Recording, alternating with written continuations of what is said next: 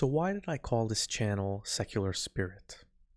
Well, if you look in our past, you'll find that religion has played a crucial role in virtually every society around the world. Religions often offer us an explanation of where we came from, our origin story, and they also typically offer us an explanation of why we're here and what we're supposed to do with our lives.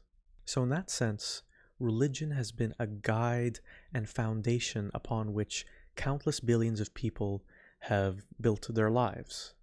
And if we go to the present day, not much has changed.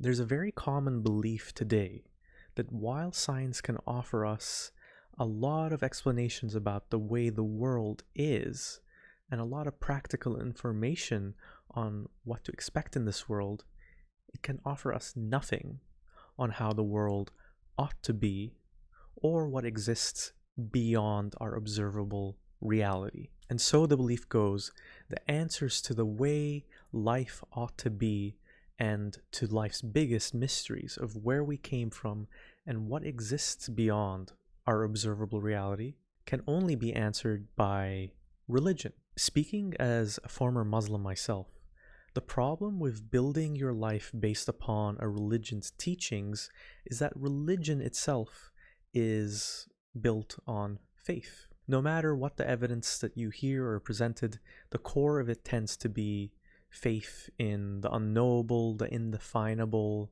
the unreachable. And with that comes several issues. The problem with faith is that you can take anything upon faith. And the problem with relying on your own intuitions to guide you towards a religion is that our intuitions can often be misleading. So that brings me to the name of this channel, Secular Spirit.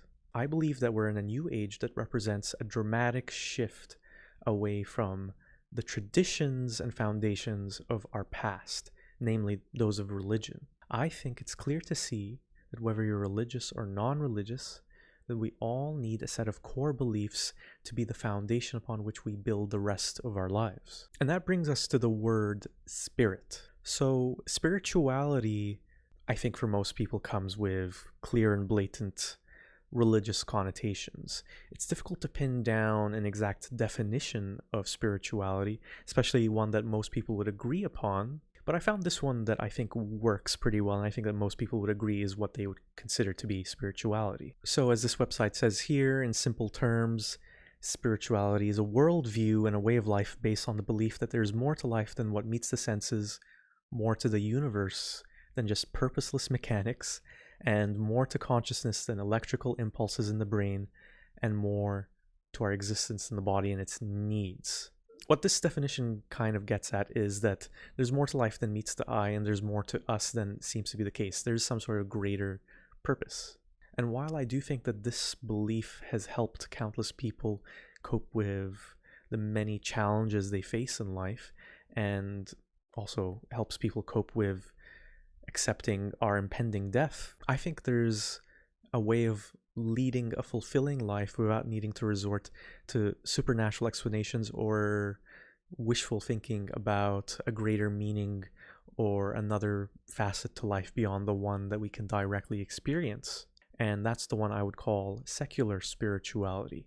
Now, this one is also tough to define, and not the greatest of sources, but Wikipedia has an entry about it, and I thought it was pretty interesting. So here on Wikipedia, it says that secular spirituality is the adherence to a spiritual philosophy without a religion. Secular spirituality emphasizes the personal growth and inner peace of an individual rather than a relationship with the divine.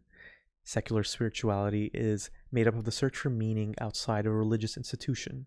It considers one's relationship with the self, others, nature, and whatever else one considers to be the ultimate. My goal isn't to get into a heaven. It isn't to please some sort of divine power. I think that we as human beings care about other human beings, and there's plenty we can do in the one life that we know we have for sure to improve the well-being of other people and our own well-being.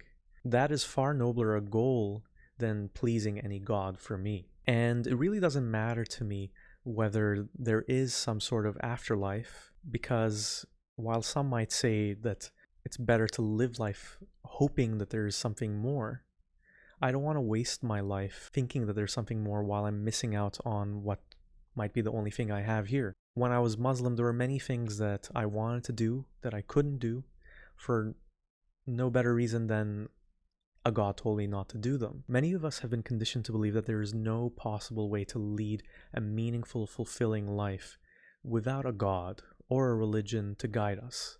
But that couldn't be further from the truth. There's a growing community of secular, non-religious people who are invested in the here and now rather than an afterlife, who believe in caring for each other because they want to care for each other, not because a God tells them to care about the well-being of others. And this is the spirit that I want to help share with you, and that I hope you can share with others, because that's what it comes down to. When we have religions that are built on faith and superstition guiding us in life, then people can be convinced to believe in anything. But if we instead rely on the world around us and the things that we can observably see improve other people's lives and our own lives, then those should be the guides we build our lives on. We don't need afterlives. We don't need gods. We only need to look to ourselves. Thank you for watching, and I'll be back with another video soon.